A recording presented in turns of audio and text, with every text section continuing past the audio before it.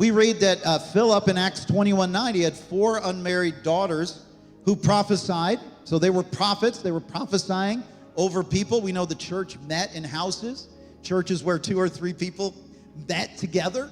And so we know that this was going on. There was actually churches that met in women's houses, Lydia, and different houses.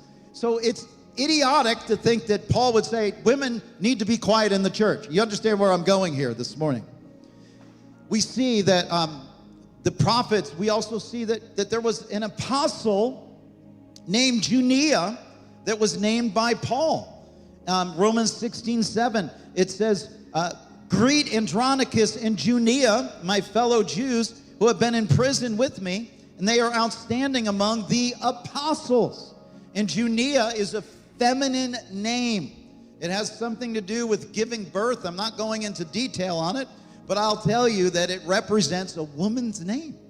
Priscilla and Aquila, right? There was 2 apostles that are mentioned, and it's actually the woman's name is mentioned first. So when we look at the entire context of Scripture, God's using women. And what better way for the enemy to shut down probably 60% of the laborers in the church is saying women can't talk in church. Women need to be silent. All right, do you see it's a ploy of the enemy.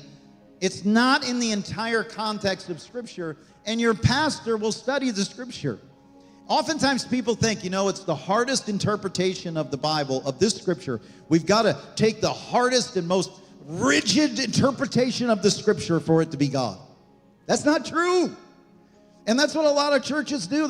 We're going to take this Scripture and we're going to make the hardest, most difficult, hardest way. That's not the way all the Bible is. There are some difficult things in the Bible. Don't get me wrong.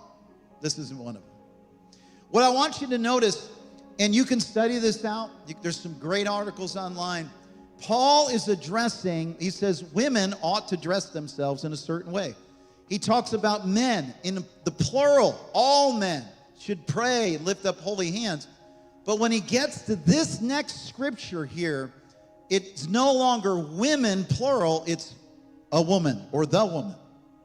Now remember, when we study the scripture, Paul is responding to other things that are being addressed to him.